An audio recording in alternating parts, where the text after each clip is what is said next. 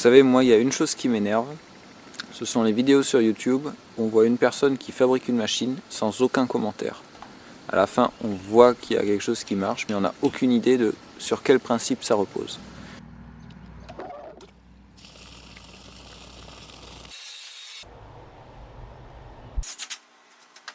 Il y en a même qui profitent de cette ambiguïté pour faire croire que leur machine produit de l'énergie gratuitement, sans aucun effort, et en partant de rien. Jak z kuchenki, ale spokojnie, gaz. Et souvent, on n'a aucune idée des performances de la machine. Alors ok, par exemple, un moteur à air comprimé ou qui fonctionnerait aussi avec de la vapeur sous pression, il y en a plein des vidéos comme ça où on voit quelqu'un qui fabrique une machine à vapeur. Alors très bien, mais on n'a aucune idée de... Alors ça tourne à la fin, mais on n'a aucune idée de l'efficacité que ça peut avoir, combien d'air ça consomme, sous quelle pression, et l'énergie qu'on peut en ressortir. Alors, c'est pas une généralité, il y a d'autres vidéos où parfois il y a des gens qui fabriquent une machine à vapeur et puis qui vont vous dire, ben voilà, mon modèle il produit tant de watts. Mais souvent c'est incomplet, parce que souvent ils ne mesurent pas la quantité d'énergie qu'il faut apporter à la machine en fait. Donc ils ne déterminent pas l'efficacité de la machine au final. Bien sûr, tout dépend de ce que vous voulez faire de la machine. Tom Stanton, par exemple, il veut faire un avion qui fonctionnerait avec de l'air comprimé. Donc, qui emmène son réservoir d'air comprimé et puis qui vole un certain temps avec ce réservoir. Et donc, ce qu'il va utiliser pour mesurer un peu l'efficacité de son moteur à air comprimé qu'il a imprimé en 3D, ça va être de mesurer combien de temps le moteur fonctionne et quelle force l'hélice qui est branchée sur le moteur va fournir. Donc c'est très contextualisé finalement, on n'a quand même pas trop d'idées sur l'efficacité énergétique et comment ça se compare à d'autres moteurs. Donc c'est pour ça que j'ai créé ma chaîne. Voilà, je voulais des données, et en commençant par le gazogène, je voulais savoir à quel point c'était rentable. Donc, les premières choses que je voulais faire, c'était effectivement mesurer l'efficacité du système. Donc j'estime que dans mon cas, le gazogène il a une efficacité de 50% et ensuite vient le moteur qui lui a l'efficacité qu'il a. Donc 25% dans mon cas, le groupe électrogène il a une efficacité de 13% en comptant la génératrice. Et puis la consommation donc, de bois, si on veut transformer le bois en énergie électrique, qui est de l'ordre de 3 kg de bois par kilowattheure électrique produit. Ce qui signifie qu'au final, si on regarde toute la chaîne du bois jusqu'à l'électricité, j'ai un rendement de 6 à 7% avec le gazogène. Not as potent as gasoline. Usually when it's put into a vehicle, you have about a 25 or 30% decrease in power, but tests have shown it's 37% more efficient than gasoline is. Donc il nous dit c'est 37% plus efficace d'utiliser le bois que l'essence. Donc je ne sais pas comment ils ont fait pour mesurer l'efficacité. Est-ce qu'ils ont pris en compte les pertes de chaleur dans le gazogène ou est-ce qu'ils ont juste regardé la valeur énergétique du gaz produit et ensuite regardé l'efficacité du moteur avec ce gaz. Sur ma chaîne, vous voyez exactement comment je fais mes mesures. Alors évidemment, je coupe des parties de la vidéo, sinon ça serait trop long, mais vous avez le procédé que j'utilise pour faire mes mesures, pour mesurer l'efficacité. Donc vous voyez que je m'intéresse notamment à l'énergie, à la production d'énergie, au stockage d'énergie, et donc je m'intéresse notamment au gaz, puisque c'est un moyen de faire fonctionner des moteurs. Premier gaz, le bois, donc gazogène, qui lui permet donc d'utiliser le bois pour faire fonctionner un moteur. Ok, ensuite je me suis intéressé au biogaz, donc la production de méthane, qui est intéressant pour valoriser les déchets et puis évidemment faire fonctionner un moteur et éventuellement cuisiner. Mais donc, ce que j'ai vu c'est qu'il y avait quand même un problème, c'est le chauffage. Il faut garder à température constante le méthaniseur.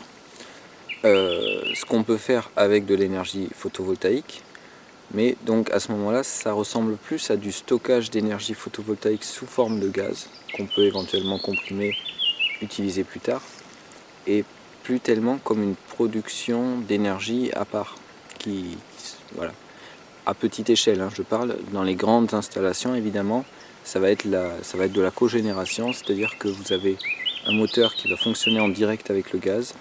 Si la production est suffisante, ça va fonctionner, ça. Et la chaleur résiduelle du moteur va permettre de chauffer le réacteur, le méthaniseur. Figurez-vous que j'ai réussi à relancer le méthaniseur, donc avec une nouvelle portion d'herbe. Donc après la dernière vidéo, il avait arrêté de produire, donc j'ai vidé une partie, j'ai remis de l'herbe. Après, ça a mis assez longtemps, ça a commencé à produire du CO2 parce que ça brûlait pas. Et maintenant, ça a pas mal gonflé et ça brûle. Le gaz brûle. Alors par contre, le méthaniseur est à température ambiante maintenant. Le réacteur Jampin, là, il fonctionne plus. Je sais pas trop ce que j'ai fait. Il doit pas être assez humide. Voilà. Et j'ai aussi fabriqué un petit filtre pour le H2S, éventuellement pour l'humidité. Donc là, c'est juste un prototype, mais c'est extensible. On pourrait le faire aussi long qu'on voudrait. Donc voilà, ce serait une façon simple de faire un filtre que je vous montrerai. Donc voilà, je vous montrerai tout ça dans une future vidéo où je ferai aussi un test sur moteur avec une bouteille bien remplie cette fois à 10 bars. Donc pour dire à petite échelle, biogaz, ça ressemble plus à du stockage d'énergie photovoltaïque et en plus c'est pas forcément du surplus, hein, parce que ça va être plus en hiver qu'il va falloir chauffer le plus et c'est là qu'on manque un peu d'énergie solaire. Donc il y a ce problème là. Et donc tant qu'on est sur du stockage d'énergie photovoltaïque, eh bien on peut parler d'hydrogène. En tout cas là je vais vous laisser parce que j'ai ce tronc à déplacer et je vais vous parler de mon projet hydrogène juste après.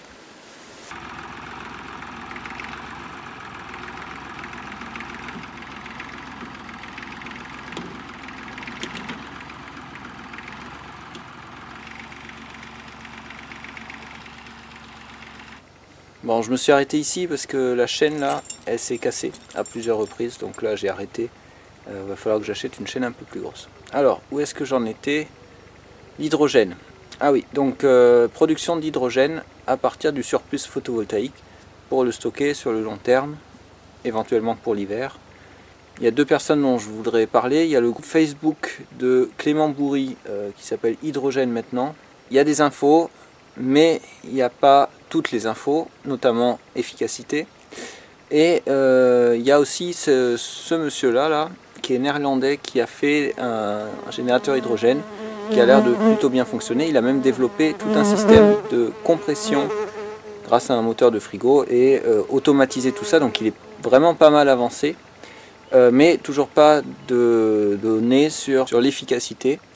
Par contre, il a des données sur la production de gaz et sur la consommation électrique. Donc j'avais calculé une efficacité dans son cas d'à peu près 25%, mais ça se peut que ça se soit amélioré parce qu'il a changé quelques trucs. Maintenant, si on cherche sur Wikipédia, il y a grosso modo deux procédés qui semblent assez intéressants. C'est l'hydrolyse alcaline, il y en a plein d'autres, hein, mais grosso modo hydrolyse alcaline, donc avec de l'hydroxyde de sodium, hydroxyde de potassium, hydroxyde de lithium, enfin toutes ces choses-là, pour augmenter la conductivité de l'eau. Avec une efficacité soi-disant autour de 60%, ça tourne, c'est entre 52 et 70%, un truc comme ça. Et puis il y a le procédé avec des membranes échangeuses de protons, qui est un procédé qui fonctionne donc sans sel qu'on ajoute dans l'eau, sans minéraux, avec de l'eau pure soi-disant. Par contre il faut cette membrane échangeuse de protons et les efficacités tournent aussi autour de 60%. Donc on se demande un peu quel est l'intérêt. En plus la membrane elle n'est pas garantie à vie. Mais un truc intéressant c'est qu'on trouve des kits tout prêts qui séparent l'hydrogène et l'oxygène et qui se trouvent sur AliExpress. Donc on pourrait tester là, on pourrait acheter un kit comme ça coûte quand même 150 €, un truc comme ça. Mais on pourrait l'acheter, on pourrait tester l'efficacité. Maintenant ma question c'est pourquoi les gens ils veulent absolument rapprocher au plus près les électrodes et mettre une membrane. Donc souvent c'est du nylon tissé qu'ils mettent pour séparer hydrogène et oxygène. Est-ce que ça a vraiment un intérêt pour l'efficacité, pour la productivité, donc les litres d'hydrogène par heure, ou pas? Et donc ça j'ai du mal à trouver. j'ai trouvé des textes qui parlent de la concentration en hydroxyde de potassium qui augmente la productivité. Mais voilà, moi j'aimerais savoir, est-ce que je peux pas faire un système qui soit sûr de séparer les deux composants, pas avec un truc tissé entre, mais où les deux électrodes elles sont vraiment éloignées l'une de l'autre et il n'y a aucun risque que ça se mélange. Donc c'est la sécurité avant tout, hein. Dès qu'il y a un petit peu d'oxygène qui se mélange à l'hydrogène, ça peut faire boum très facilement. En gardant une efficacité. Voilà. Est-ce qu'on peut les éloigner fortement et garder une certaine efficacité? C'est ça ma question pour l'instant. Donc ça sera l'objet d'une future vidéo où je vais justement tester les différentes configurations qu'on peut avoir. Est-ce que en ajoutant une plaque de plastique même entre les deux électrodes, ça va gêner probablement la circulation des ions, mais est-ce que ça a un impact sur l'efficacité, sur la productivité, etc. Une fois que j'aurai résolu ce problème-là, ma question, donc, si je décide que c'est pas trop dangereux, il y a une chose quand même que beaucoup de gens ne font pas, c'est de récupérer l'oxygène et de le comprimer aussi. Donc l'oxygène, l'intérêt, c'est qu'on pourrait faire une torche oxy-hydrogène, et donc ça éviterait par exemple d'acheter des bouteilles oxy à acétylène à 500 €, hein, pour faire de la brasure. Voilà, si on peut faire ça, mais enfin ça dépend de la quantité de brasure que vous faites, évidemment. Mais si vous faites de la brasure que très peu régulièrement, ben, ça peut valoir le coup peut-être d'avoir un système photovoltaïque et de faire son propre gaz, juste pour faire quelques brasures de temps en temps. Bon, ça c'est